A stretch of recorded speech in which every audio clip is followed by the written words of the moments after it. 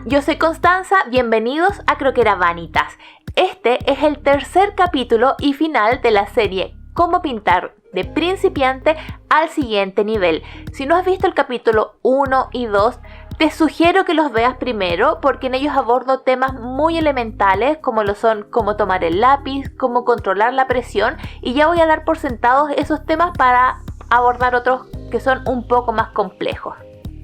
Esta es la imagen que voy a utilizar de referencia para hacer este dibujo. Es una foto que yo tomé y la comparto con ustedes en la pestaña de la comunidad y también en mi cuenta de Instagram por si también quieren pintarla. Desde ya analicemos la imagen y veamos cuáles son las dificultades que podríamos encontrar. De partida, en esta imagen de referencia, a diferencia de las anteriores, ya hay muchas más texturas porque tenemos los churros, el balde que es una textura metálica, hay una tela también y otro punto muy importante es que el fondo tiene un color muy similar a la tela que está en el balde, por lo tanto puede ser que cueste delimitar algunos objetos. En los capítulos anteriores ya he explicado de forma más detallada cómo yo me ayudo para hacer el dibujo, así que eso lo voy a dar por sentado en este video.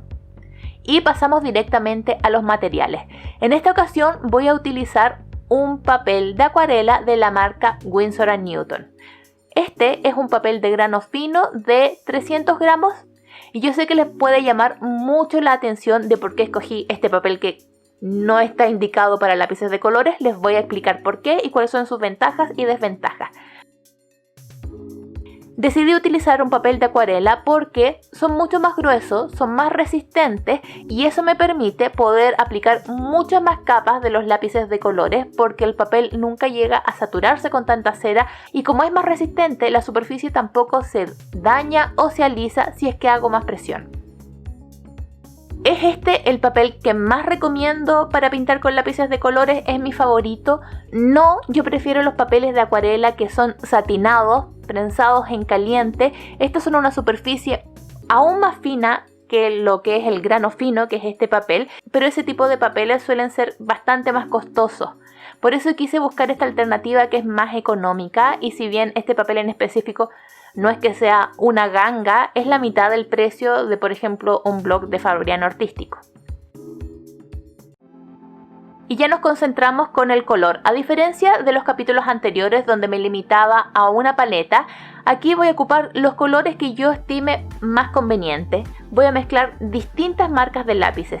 Si a ti te cuesta saber qué color es el que tendrías que escoger, este es un muy buen tip. La imagen de referencia que tú quieras ocupar, puedes abrirla en el programa Photoshop o algún otro programa similar. Lo importante es que tenga la herramienta cuentagotas.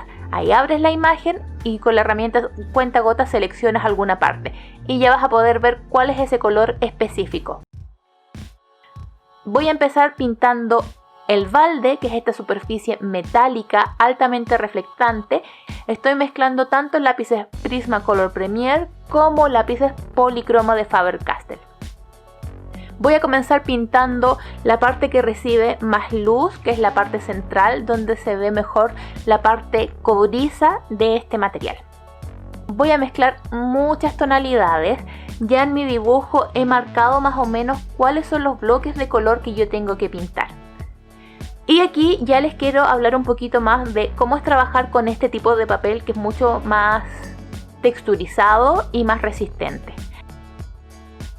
Se nota mucho más el grano del papel, pese a que es un grano fino, en comparación con otros papeles más lisos que hemos ocupado en los capítulos anteriores. Ahora que estoy pintando con lápices Prismacolor Premier, que son lápices en base a cera, que son muy blandos, esto se nota aún más, porque como el lápiz es muy blando, tiende a acumularse en la parte más alta del papel y no entra en las cavidades del papel, así que queda ese grano blanco. Pero no se preocupen, no se va a ver así al final. Pero como este es un papel que es duro, siempre va a quedar un poco de esa textura del papel, de ese grano. Lo que podemos hacer es cubrirlo mejor, pero al final si tú lo ves desde un costado siempre se va a notar la textura. Otra cosa que es bien importante de mencionar en este tipo de papeles es que hacer una línea recta, hacer un borde definido, es bastante más difícil que en un papel que es mucho más liso. Y si tú tienes que hacer una línea muy precisa que quede perfectamente definida, con un lápiz tipo Prismacolor Premier, como son tan blandos, no queda tan definido. Para esos casos es mejor usar un lápiz más duro, como puede ser los lápices Rembrandt de la marca Lira o los Policromo de Faber-Castell. Y aquí quiero entrar en otro tema que muchas veces me preguntan: ¿se pueden mezclar distintas marcas de lápices? ¿Puedo ocupar lápices en base a cera y al mismo tiempo otros lápices en base al óleo? Sí, puedes mezclarlo perfectamente, puedes combinar las marcas que tú quieras, pero con el tiempo vas a ir conociendo un poco mejor las características de cada uno de estos lápices y te vas a dar cuenta que hay algunos que funcionan mejor para algunas cosas y no tan bien para otras. Una vez que ya tengo estos bloques de color, que son las partes más oscuras, las partes más claras, hay que ir haciendo las transiciones y ahí voy agregando nuevos colores intermedios, haciendo movimientos circulares principalmente para ir logrando ese degradé y esos reflejos. También es muy importante que hay algunas partes que van a reflejar más la luz, que son unas zonas de brillo.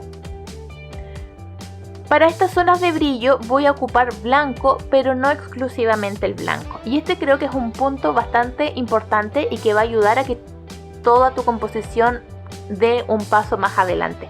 Tienes que entender de que el color blanco en la naturaleza es muy extraño, porque las superficies reflejan un poco los colores que están contiguos. Por lo tanto, estas zonas de brillo no son un blanco puro. Por eso también voy a utilizar gris, un color beige muy claro y en algunas partes incluso celeste. Es muy importante también considerar que cuando ocupas solamente el blanco, y por ejemplo cuando es un blanco muy opaco, como es el caso del Prismacolor Premier, y si debajo tienes un color muy oscuro, puede ser que se vea más pastoso, que cambie la tonalidad en vez de verse como brillo. Una vez que ya tengo suficientes capas de lápiz de color en el papel, lo que voy a hacer es ayudarme del disolvente. Aquí quiero mencionar como un tip que creo que sería muy bueno utilizar pinceles densos, ofrecen una cierta resistencia, como pueden ser estos pinceles de maquillaje que aquí les muestro como referencia. Si lo comparan a un pincel de acuarela, por ejemplo, las cerdas del pincel de acuarela son mucho menos y son más largas, por lo tanto es mucho más suave, no ofrece tanta resistencia. Y puede ser que me cueste un poquito trabajar la dispersión del color. Yo voy a ocupar de todas formas mis pinceles de acuarela, porque si ocupara mis pinceles de maquillaje para ponerle disolvente, obviamente luego no podría utilizarlos para maquillarme y estos pinceles sí son un poco caros, así que más adelante quisiera ver una alternativa más económica. Pero aquí lo importante es mencionar que si vas a utilizar el disolvente, el pincel con que lo apliques puede dar un resultado más o menos diferente. ¿Cuál es la función del disolvente? Ayuda a dispersar los pigmentos. Esto lo voy a utilizar para hacer veladuras. Quiero que el color se distribuya de una forma más pareja sobre el papel.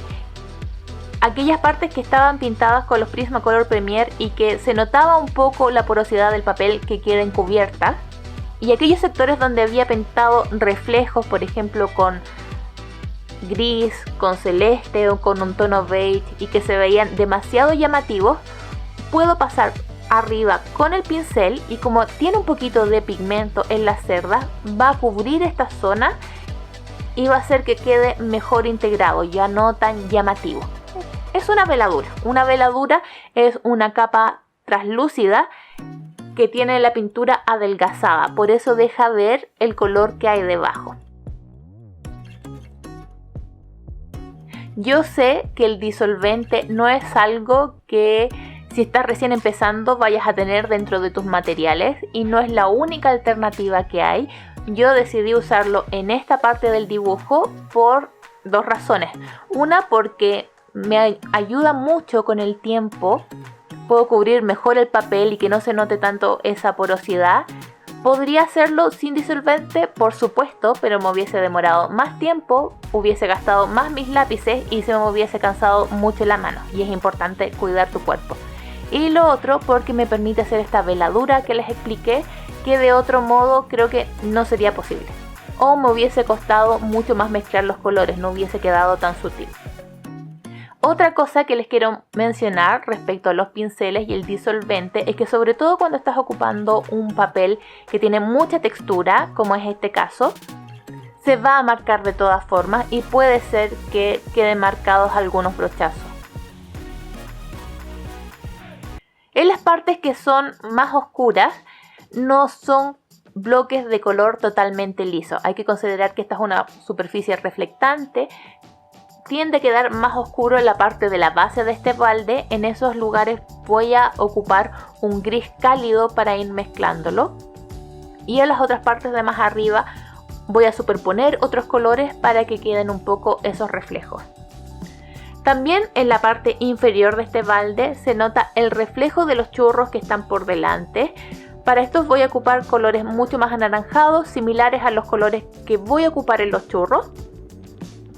Pero se van a ver un poco más oscuros porque son el reflejo y no con tanto detalle.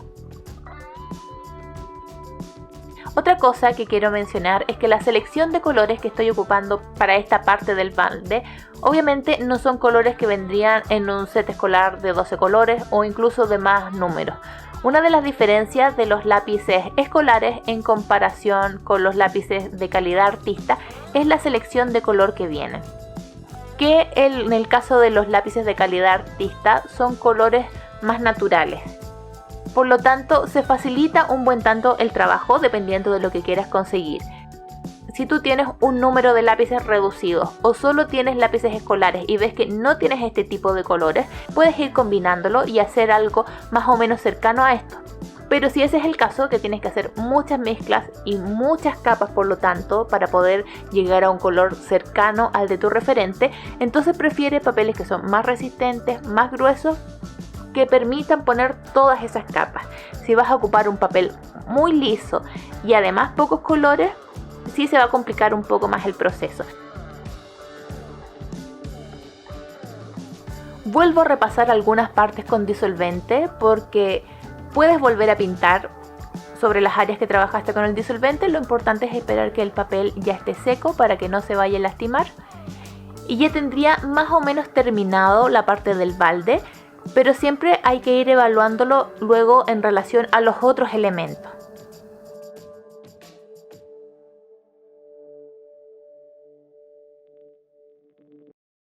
Pasamos a los churros.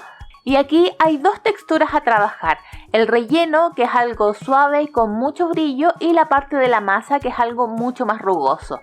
Al igual que en las versiones anteriores, primero voy a pintar el relleno, mezclo varios colores entre sí y para lograr los brillos dejo esa zona sin pintar. Pero si vemos la imagen de referencia, no es un brillo plano, tiene distintas tonalidades entre sí y por supuesto no es un brillo totalmente blanco. Así que para poder trabajarlo mejor voy a utilizar un lápiz blender. Este es un lápiz sin color que ayuda a difuminar un poco los lápices. Esto lo había ocupado en el segundo video de esta serie, pero el problema es que en esa ocasión ocupé un papel que era mucho más delgado y blando, por lo tanto quedaba mucho de la cera del lápiz blender, se acumulaba como isla en el papel y quedaba una textura bastante horrorosa, no funcionaba tan bien. En cambio con este papel, que es mucho más resistente, puedo utilizar el lápiz blender con mucha mayor facilidad, obtengo mejores resultados. Se dispersa un poco el color y logro esa especie de degradé en el brillo.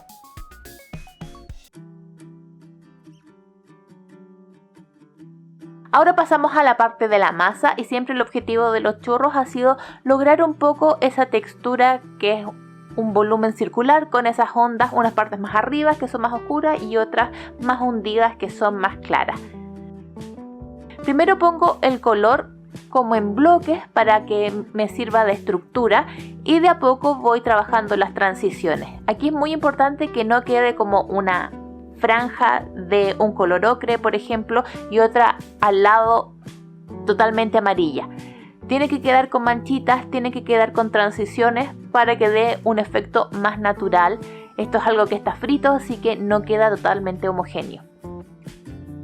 Como queda un poco de azúcar flor sobre los churros, esas partes las dejo sin pintar. Puede ser que en algunos momentos me equivoque un poco y pinte por ahí, pero si es una primera capa puedo borrarlo.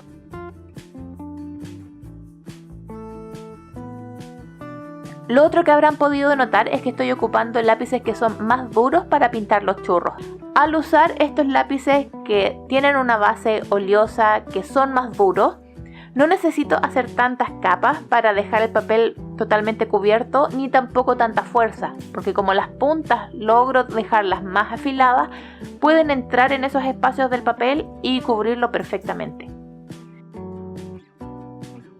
Estoy ocupando principalmente lápices policromo de Faber-Castell, pero si ven con atención hay un color que me sirve muchísimo para hacer las transiciones, que es el amarillo ocre, que viene en los ecolápices de Faber-Castell.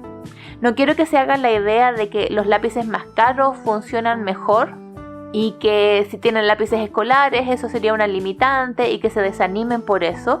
Aquí yo seleccioné los lápices en base al color que tienen, cuál se pudiese adaptar mejor. De hecho, muchos de los colores que tengo de los policromo están también en los lápices Lira de Rembrandt. Creo que se han visto toda la serie completa, ya esta es tercera vez que me ven pintando churros, así que saben cómo funciona. Lo vamos a dejar hasta aquí con los churros y vamos a pasar a otros elementos que pudiesen ser más complicados.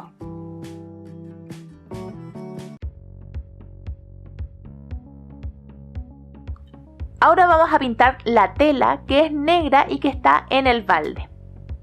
Hay más de una manera de conseguir el color negro.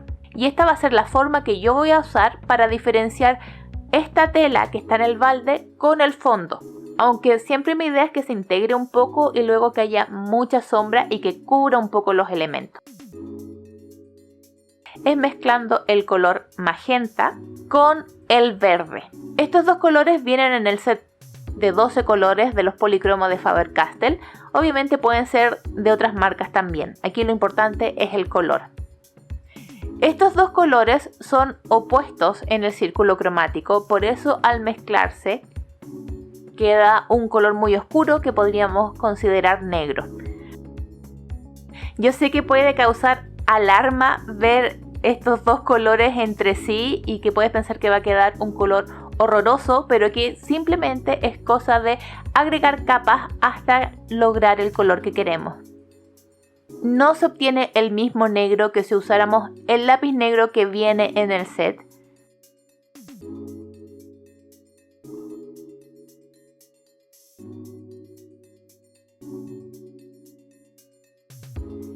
En la parte de la tela donde se nota el azúcar flor, dejo esa parte sin pintar. Esta tela no se ve con detalles, con reflejos, con nada, así que se ve como una mancha negra, pero más adelante veremos si le agregamos más detalles para que no se vea tan plano.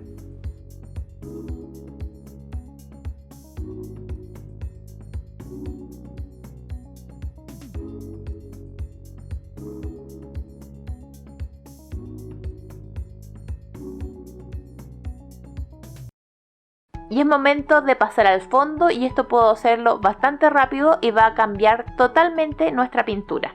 También es de color negro y voy a obtenerlo mezclando otros dos colores, azul índigo con café.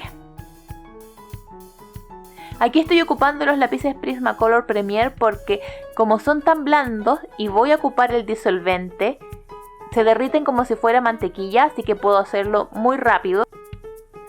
Aquí no se trata de pintar con precisión, es simplemente que el papel tenga las suficientes capas de color para que luego que paso el pincel con el disolvente se pueda mover y quedar bien cubierto. Y si hay alguna parte que no quedó bien cubierta, no importa, espero a que seque, vuelvo a pintar y luego un poco más de disolvente. De esta manera, en unos minutos logro dejar cubierto el fondo.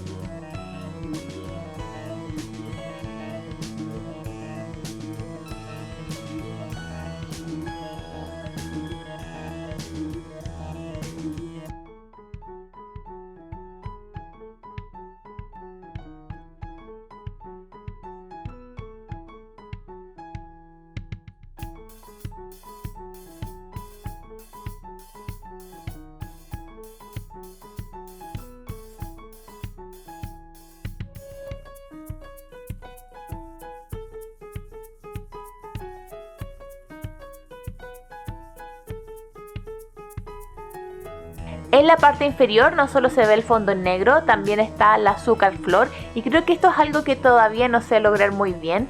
Se ve un poco artificial. Dejo sin pintar la parte del azúcar flor, quizás tengo que agregarle más transiciones, todavía no sé muy bien cómo hacerlo. Y cuando ya llegó el punto en que podríamos considerar que esto está terminado, siento que hay varias cosas que me gustaría seguir trabajando todavía, agregar un poco más de sombra, creo que puedo mejorarlo. Y ese es otro punto importante, que muchas veces no es que algo esté mal hecho, todavía puedes seguir trabajándolo y mejorando. Si vemos los resultados del primer churro con el segundo y esta tercera composición, creo que hay una clara diferencia. Y espero que haya quedado claro que esto se debe a varios factores, no solo la experiencia y los materiales, la técnica, sino que también cómo estos interactúan entre sí. Y que si solo te mantienes haciendo cosas básicas, siempre vas a tener un resultado que se ve un poco básico, que es importante ir agregando más dificultad y eso te va a ayudar a progresar, a mejorar tu técnica, pero también que tu resultado se vea más llamativo. Si te gustó esta serie, regálame tu manito arriba. Los videos anteriores los voy a dejar en la cajita de información junto con otros links que pueden ser de tu interés. Muchas gracias por acompañarme, yo te espero en un próximo video en Creo que era Vanitas.